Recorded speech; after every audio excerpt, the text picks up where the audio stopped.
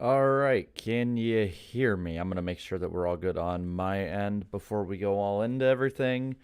And I can't help but be a little, I won't say let down, but just not have like that high energy of like excitement that I've had the last couple weeks. Because even with the stuff that happened with Bristol, it still was like, at least fun to watch that race. And with this one, it's just it was a slog. That was a slog to get through. We'll talk about it in a moment of some of the stuff um, that went down. You know, Honestly, I thought the race got worse and worse as it went. But before we get all into it, I want to say this. Be sure to click that like button. We have about 250 watching, only 40 likes. And let me update my thing here. We are, I think, 18 subscribers away from 56K. So let's see if we can hit that by the end of the night. I'm going to unpin this one. And, man, I don't even know where to start. We could start with the finishing order. We could start with the flat tires. We could start with the rain delay. We could start with a lot of different things.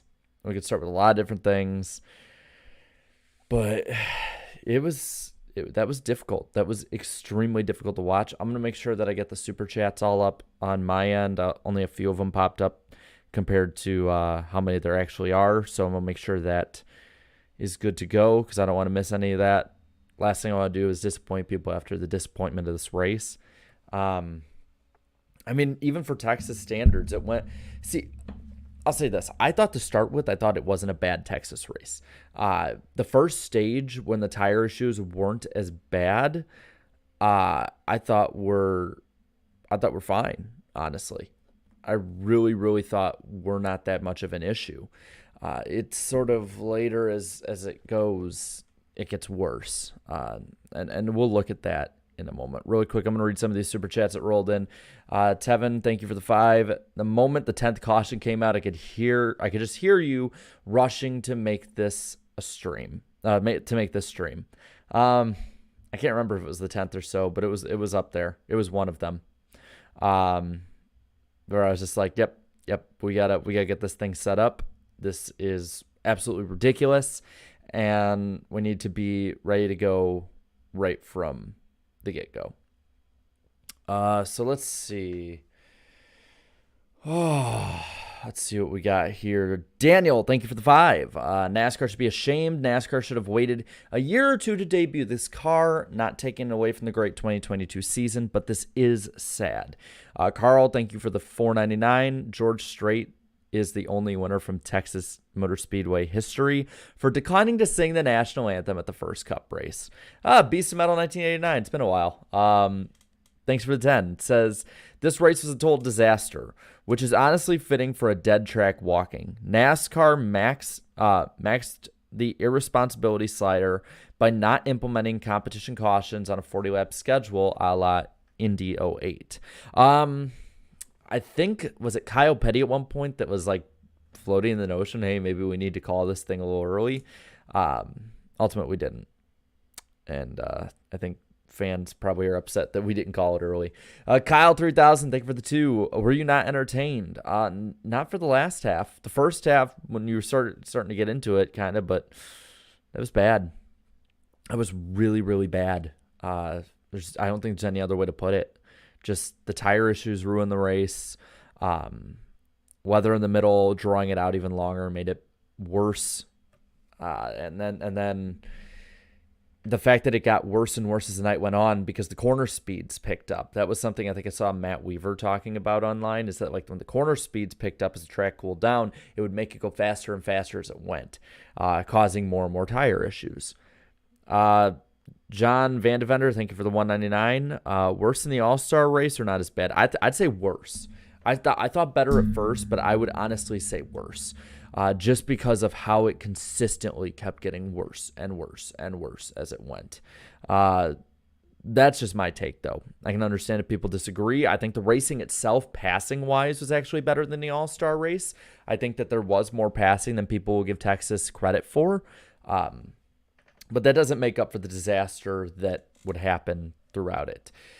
Need for Speed 53. Thanks for the 2. Goat Ty Dillon with a good run today. Yeah, I mean, when he wasn't getting rammed into by Ty Gibbs on pit road. We'll talk about that in a bit, and the fact that the broadcasts in NASCAR seem to try and just gloss over putting safety members and crew members at risk on pit road. That wasn't cool.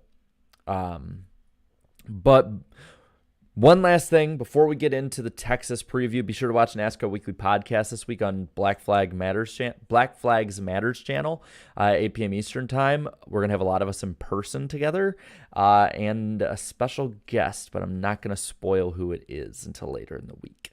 But be sure to watch that. Thank you, Oh Baby, for the 5. What's your take on Byron trying to show how mad he was at Hamlin by accidentally spinning him, and Hamlin saying that his penalty will come in the future? I'll get to that in a bit. Let's go over the finishing order before we get to all of the controversy. So Tyler Reddick gets his 3rd win of the year.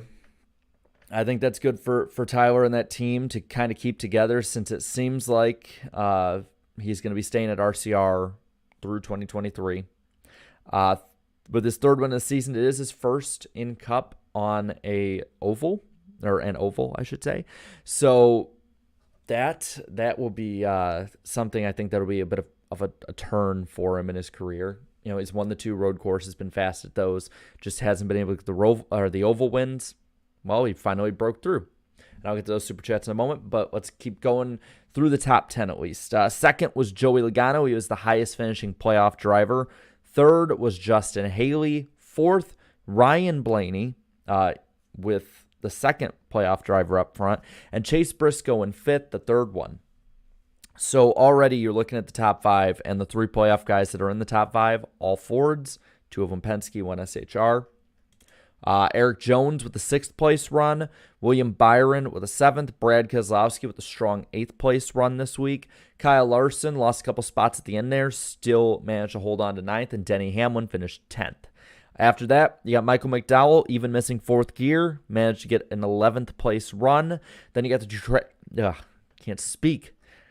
you got the 2 Trackhouse boys of Suarez and Chastain, 12th and 13th. 14th, Corey LaJoie with actually a really good run. So good for Corey on that.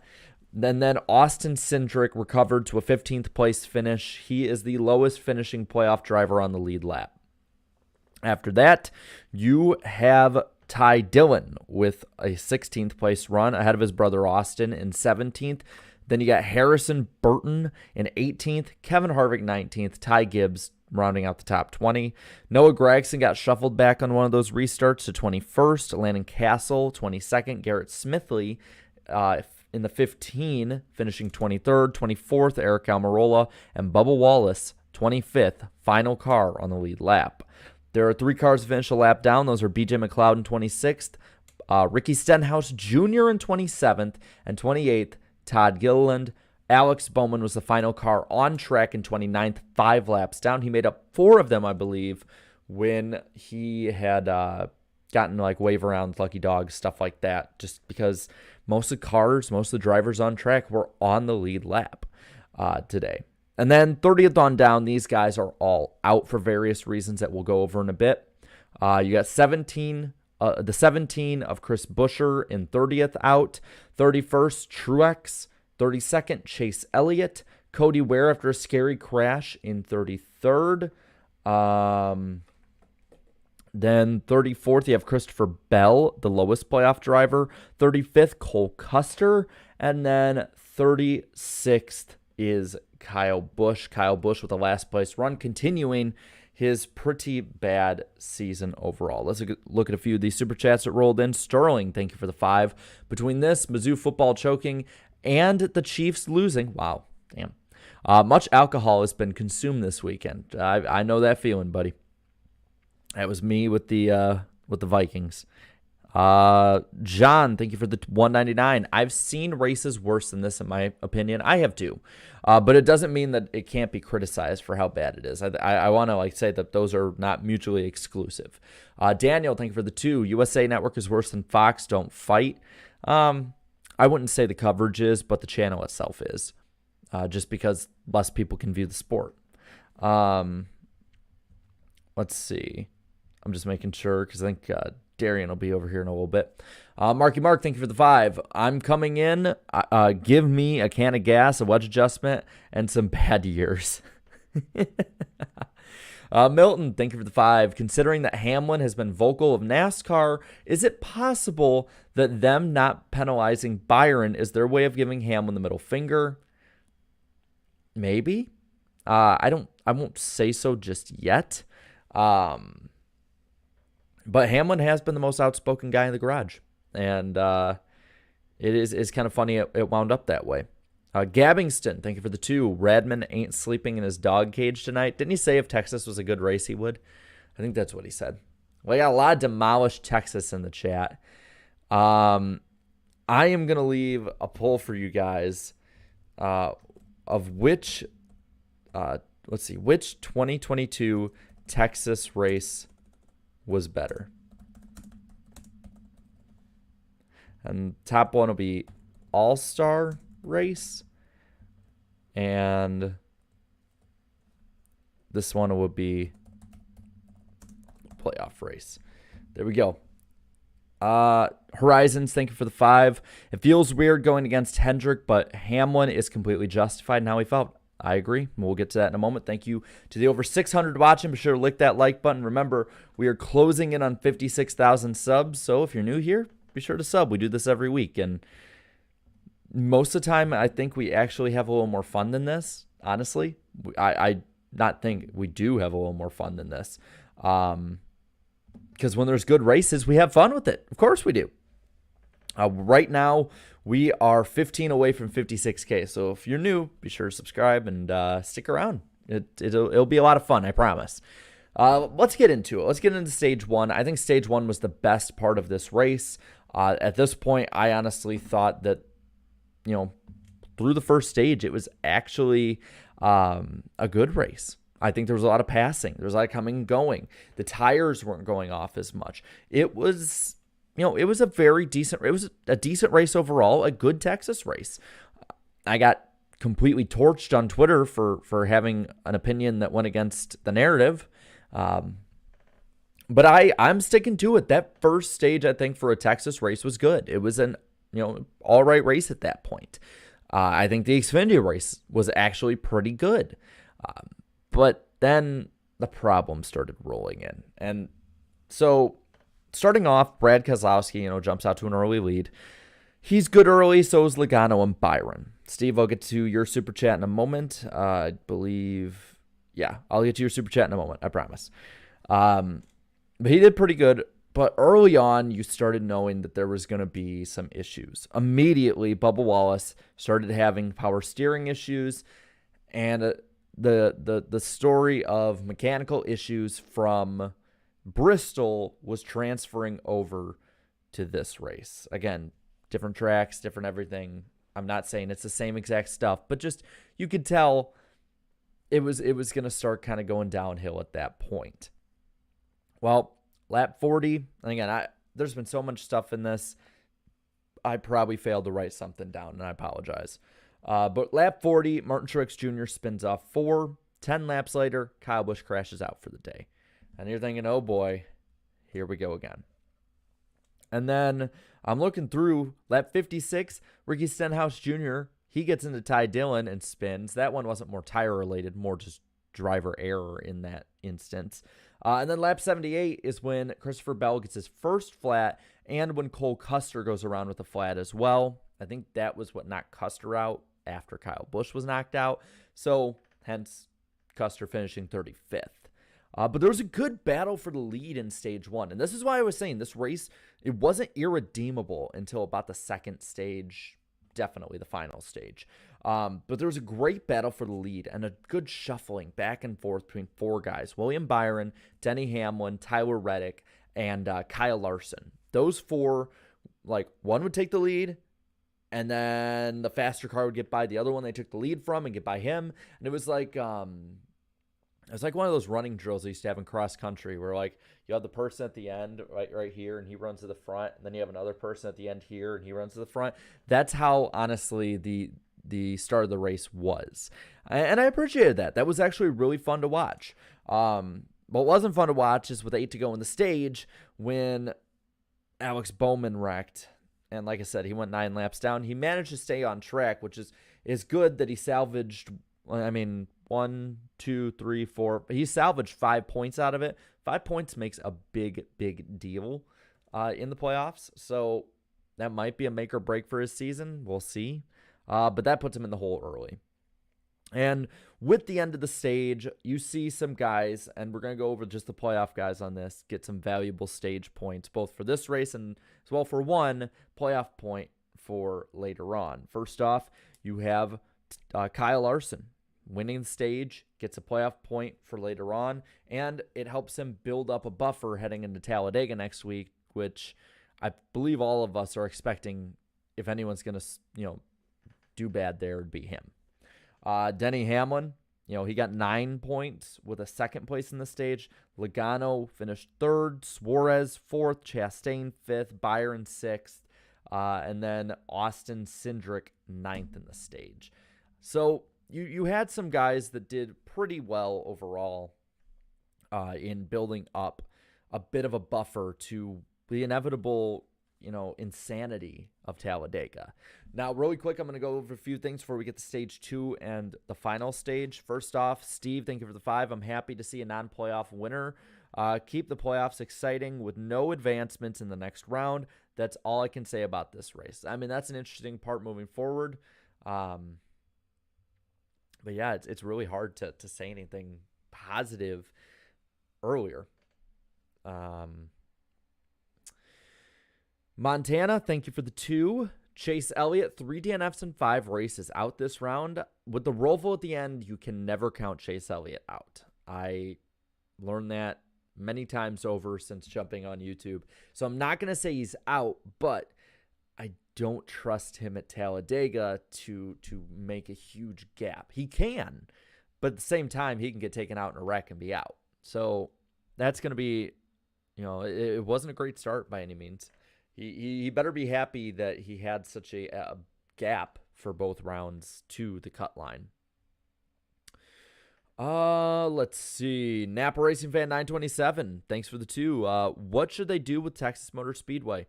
Put it back to the way it was pre-2017. This was not a bad racetrack, and the next gen does good with 1.5-mile tracks that are normal. Do not turn this into a super speedway.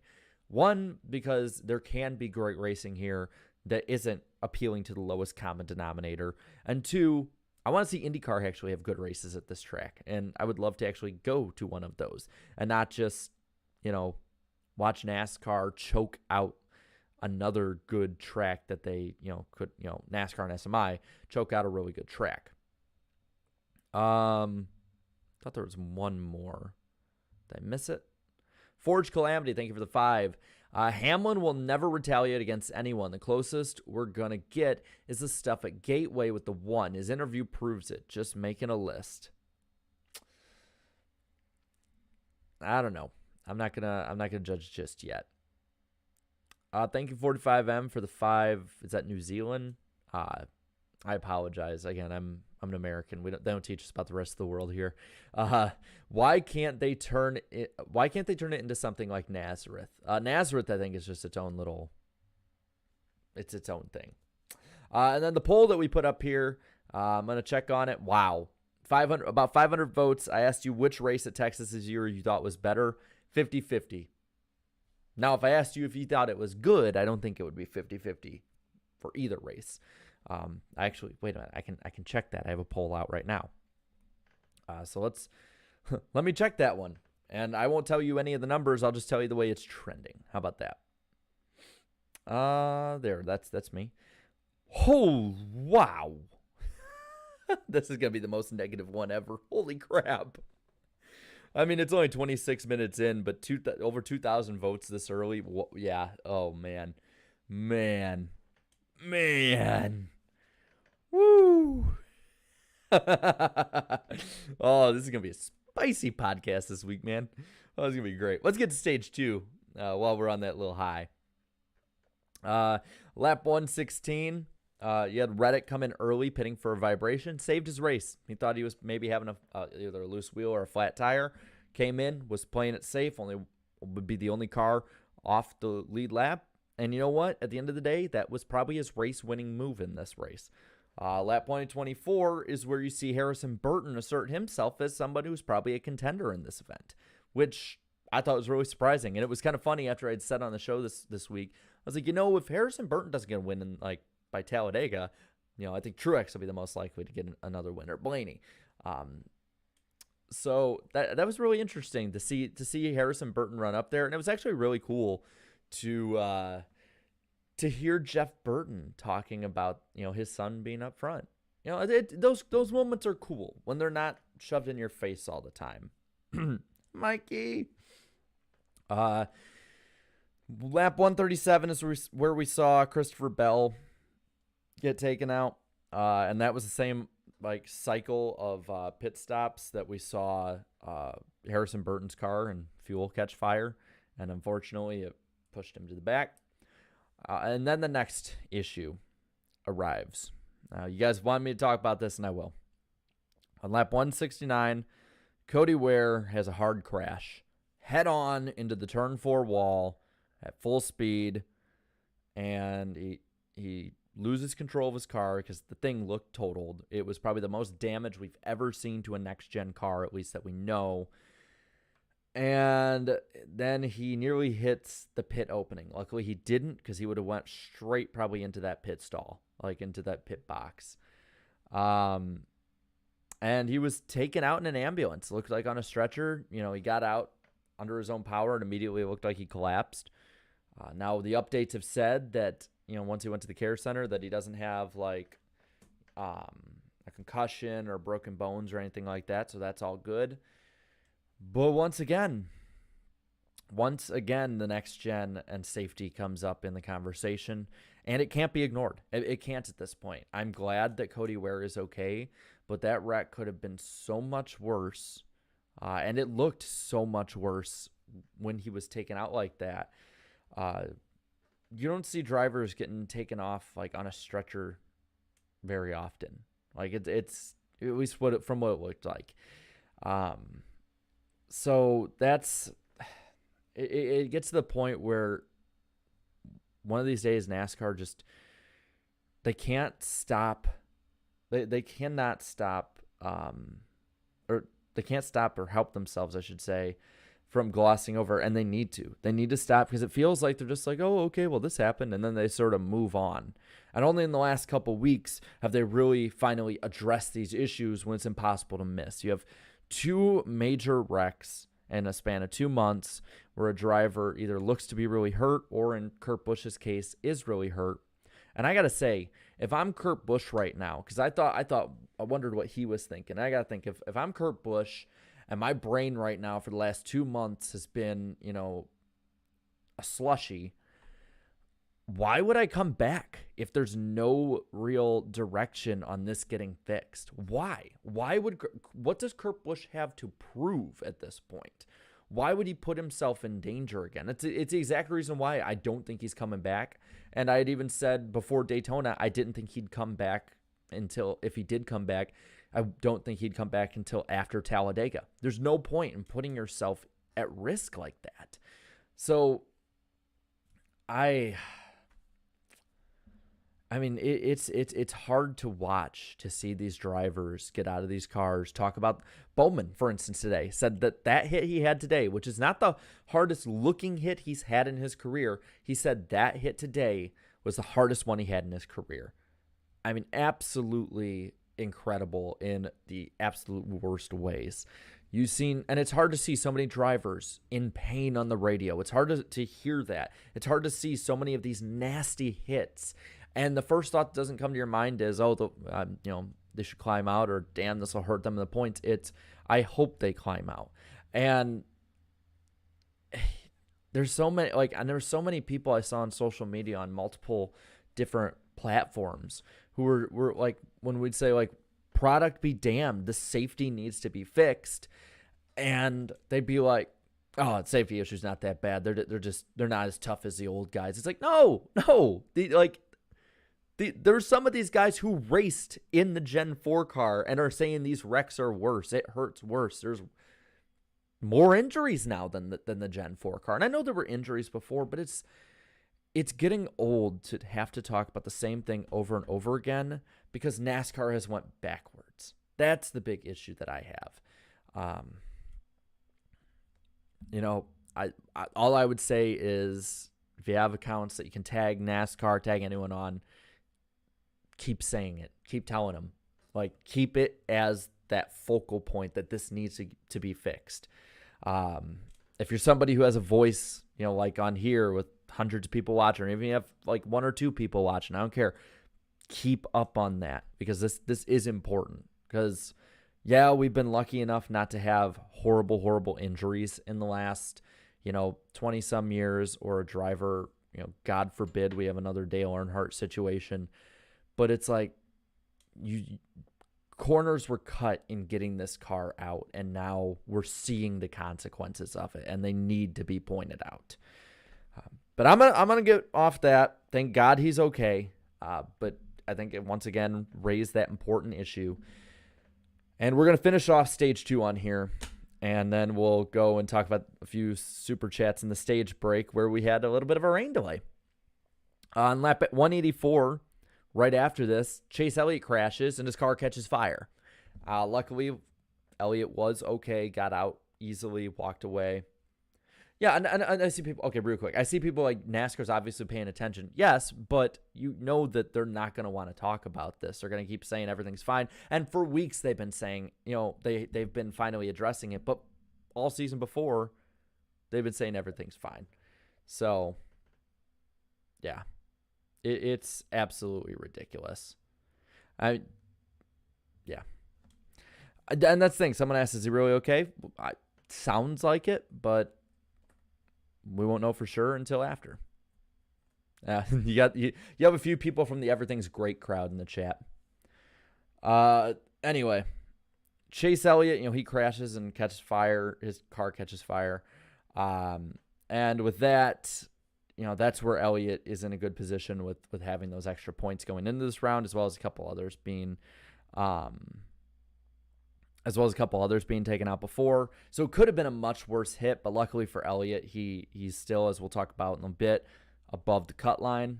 And then lap 196, that's where you see Chris Buescher have that spin off 4, and he had a beautiful save through the tri-oval. Like, it looked like one of those kind of video games where just the physics stopped working and it just went back straight.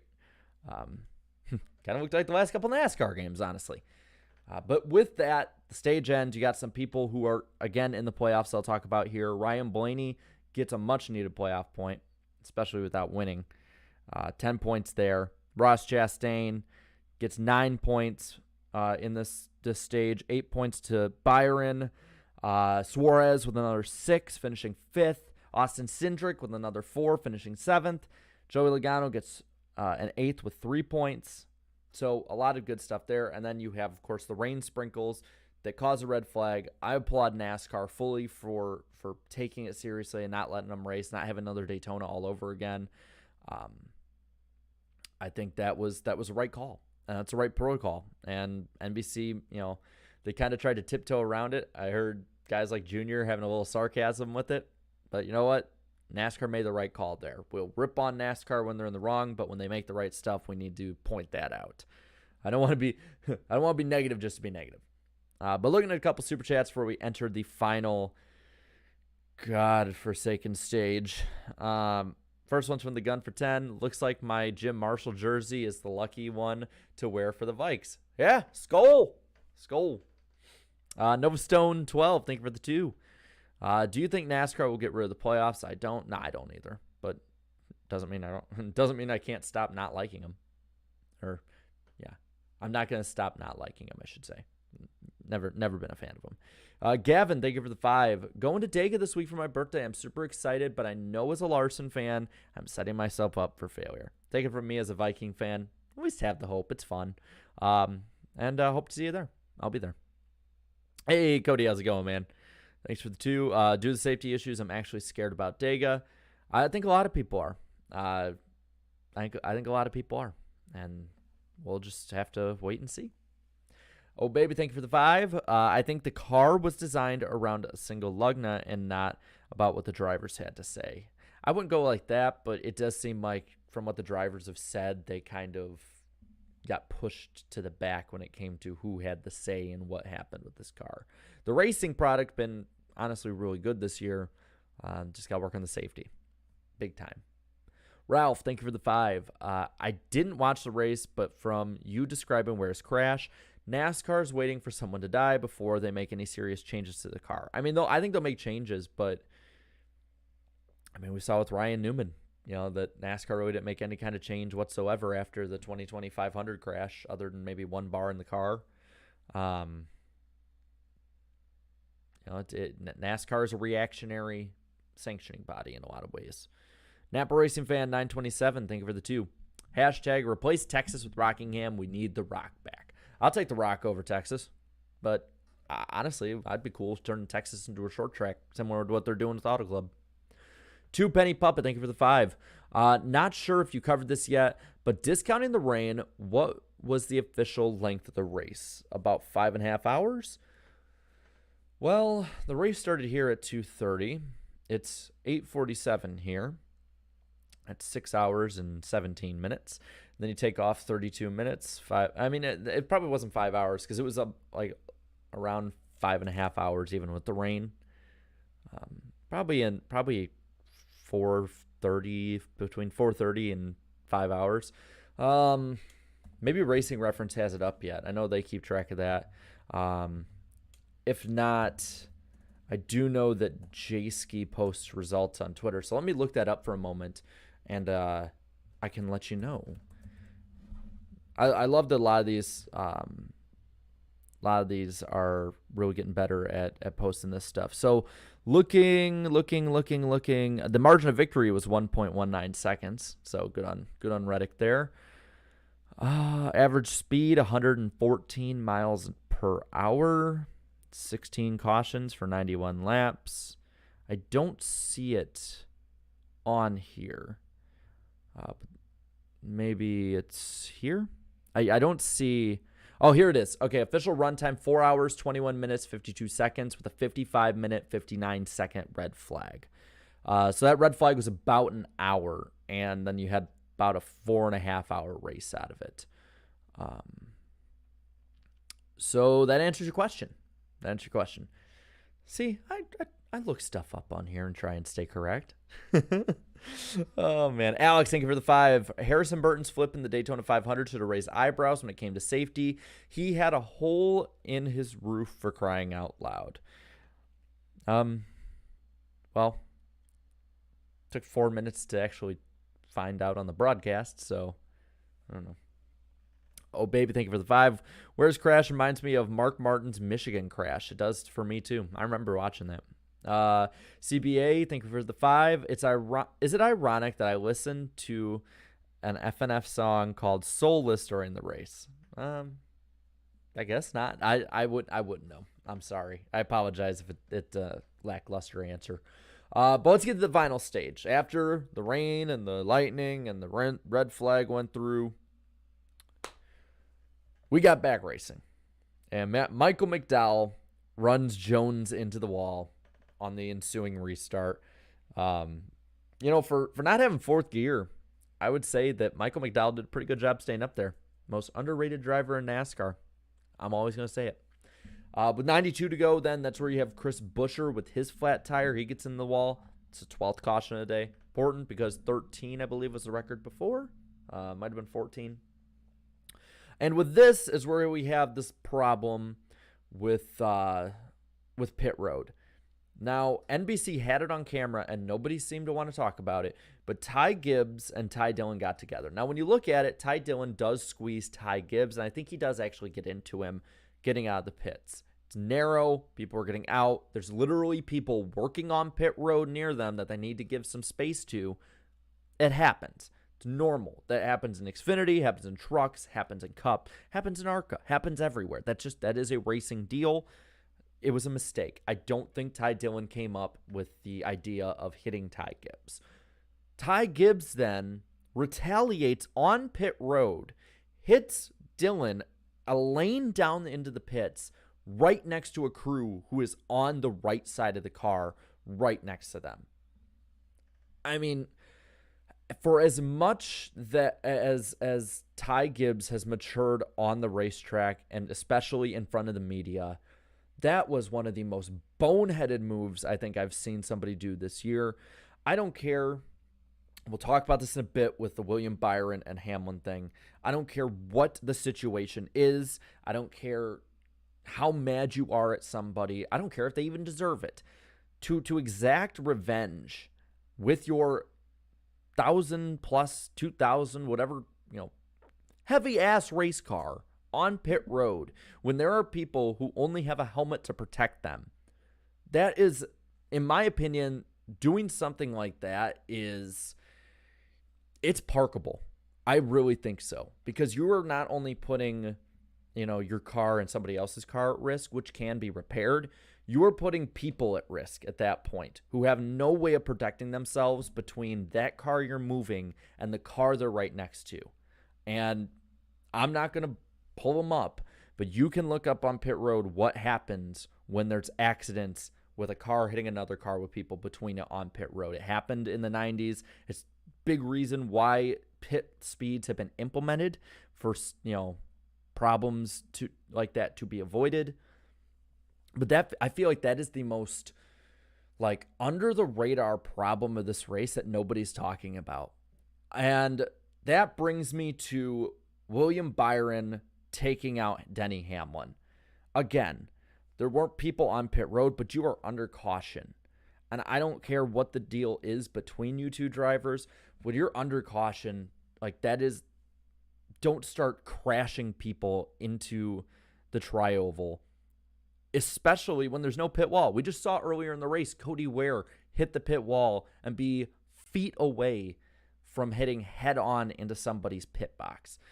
The amount of stupidity with some of these incidents in this race is just baffling. And the fact, this is the part that I think of the Byron incident that people should focus on too.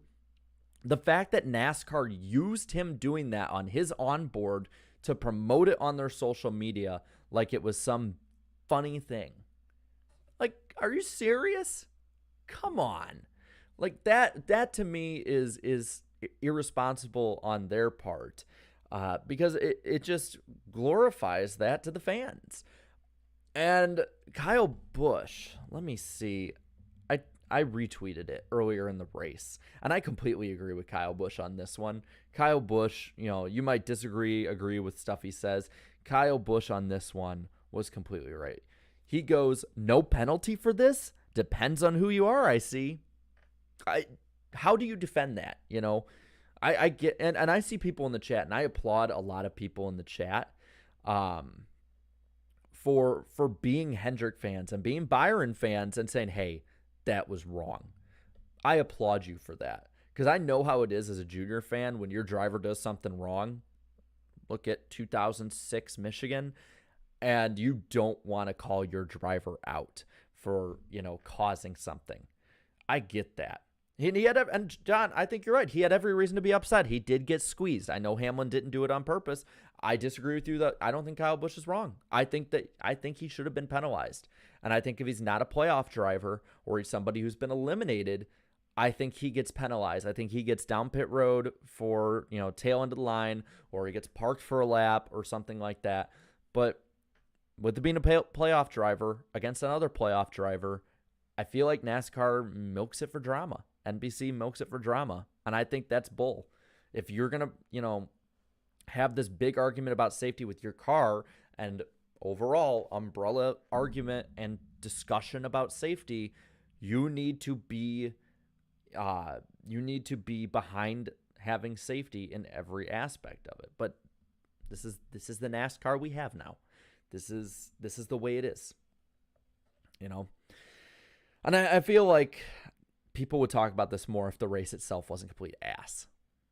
But it's what it is. With the next couple cautions after the whole deal with Buescher, though, and between that, you had Harvick blowing a right front, crashing into was it a right front? He blew a tire and he crashed into the wall from the lead. I was surprised he even managed to continue on, and I believe he finished 19th. So, sorry. And then Truex had a flat. He wrecked out of the lead as well. That's when Byron spun Hamlin. With 54 to go, Tyler Reddick goes to the lead. And that was another big turning point of the race towards the finish. Then you have a 35 to go. Ricky Stenhouse, well, I think he's running second, has a flat. I think right front go down. And Cindric had this beautiful avoidance. I mean, it reminded me of when Casey Kane, I think it was Casey Kane crashed and Jamie McMurray avoided him. It might be vice versa. It's probably vice versa. It's been like 15 years. But it reminded me of that. That was amazing driving by Cindric. Yeah, he spun it, but he avoided getting any real damage out of it, and ultimately got his lap back, finished 15th, and salvaged a relatively good day. You have the ensuing restart with Eric Almirola spinning, but that was just a one-car spin. They called a caution. And then I believe it was like the final 23 laps, man. They went green. The 8 and the 22 shuffled the lead for a little bit, but at the end, Reddick got the W. And with that, we get to the playoffs. But before we go into the playoff stuff, I'm going to read off these super chats that have come in. You guys are, kicking ass with this, and I appreciate it. And you deserve to have them read. Next Gen Nitro, thank you for the 5. That was a joke. By the way, we are all in your walls. I love some of these weird super chats. It's awesome, man. Oh, baby, thank you for the 5. I wonder if Junior will bring the no penalty up on his next podcast. For Ty Gibbs or for William Byron? Because either or, they need to be talked about. And I'm really hoping, especially the Ty Gibbs one, doesn't go under the radar. But it's, as well, the William Byron one, that's going to be the more high-profile one. So I think that will be talked about by a lot of people. But the Ty Gibbs one is where I'm saying needs to be worked on. 1 second. I'm going to grab myself a water. I'll be back in 5 seconds.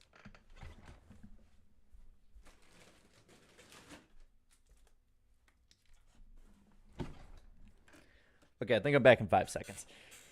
Yeah. Yeah, I see a lot of people saying both need to be talked about. I agree, but I think that the Ty Gibbs one is the one that could go under the radar. And I don't like that. I do not like that. But let's get into the playoffs and the grid right now.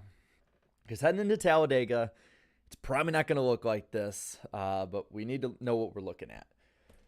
So, we have 8 guys in, 4 out at the moment, with 2 races to go. Number 1 is Joey Logano. He's plus 30 on the cut line. Second, Ross Chastain, plus 18. William Byron is in third, plus 17. Kyle Larson, plus 16 in fourth. Fifth, Ryan Blaney, plus 15. 15? I can speak, I swear. Sixth, Denny Hamlin, plus 8. And then Chase Elliott and Daniel Suarez are tied, plus 4 over the cut line. Those are the last 2 in at the moment. Chase Briscoe is in 9th, minus 4. 10th, Austin Cindric, minus 11. Christopher Bell in 11th, minus 29. And in 12th is Alex Bowman. So, here we go.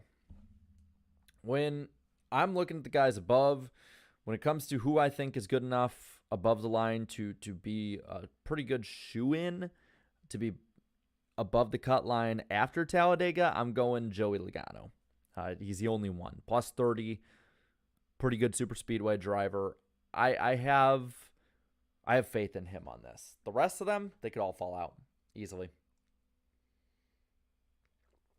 But of the guys below the line, I'm worried about Christopher Bell, minus 29. Alex Bowman, minus 30. I think they're in must-wins. I think that this field, Cindric and Briscoe and Suarez aren't perennial contenders every week, but at the same time, they're good enough to keep that gap.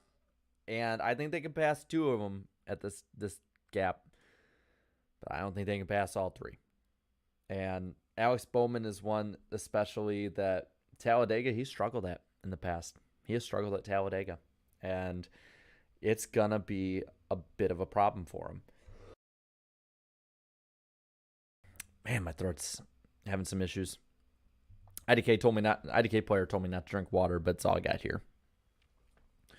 But yeah, I mean, Bell, after having such a good opening round to the playoffs, being minus 29, it's difficult to look at. He's been the hottest driver in NASCAR when it comes to results for the past couple months, and now it all is for naught. But I do think if Bell has a shot to win, because I think both of them are pretty much in must-wins. I think if Bell has a place he's going to win, it's going to be Talladega. I think if it's Bowman, he's very good at the Roval. Bowman is an underrated road course driver, and the Roval could offer that spot. The problem is his teammates are better than him at the Roval. Chase Elliott and Kyle Larson in that equipment are better than Alex Bowman at it. That's just how it is. And then Talladega's been rough on him, man. I mean, it's like super speedways in general have been rough on Alex Bowman. Not as rough as Kyle Larson, but pretty rough. So that going forward to Talladega, that's where my worries are at. Now, I'm going to say this. We'll talk more in depth on this on the NASCAR Weekly podcast this week. That's on Black Flags Matters channel at 8 p.m. Eastern time on Wednesday night. Like I said, most of us will be in person here, and we'll have a special guest in this building. I got a lot of cool stuff set up. Actually, we're testing some stuff right after I get off here tonight. So be sure to watch. You are not going to be disappointed with who's coming on. It's a good friend of ours, a fellow YouTuber too. So good stuff. Good stuff coming up. And then, there's going to be a bunch of us, me and Eric Estep, Black Flags Matter, IDK player. We're all going to be in Talladega at some point this weekend. I believe Slap Shoes might even be there. I don't know if he wants me to say that, but it's going to be pretty cool. It's going to be a really, really fun week, and you guys are going to be along for every second of it. I can't wait. Let's see. And as for hitting the goal, we are one subscriber away from 56,000. So one of you 753 out there, is it subscribed? Come on, jump on board. It's fun. I swear. Also, lick that like button. Let's get over 300 likes before we end this baby. And let's look at some of these super chats before we end as well. Napa Racing Fan 927, thank you for the 2. Where would Monday Night NASCAR work on the schedule? So I would say it would probably work earlier in the season. USA has Monday Night Raw, and NBC probably wouldn't want to go head-to-head with Monday Night Football later in the season. Plus, NASCAR is not going to be testing in the playoffs. The playoffs are the biggest thing to hinder the schedule. Thank you guys so much, by the way. We're over 56K. Y'all are awesome. I salute you. 670 package when for 5. This race would have been safer if the playoffs weren't a thing. The teams are under so much pressure, they push the cars past its limits.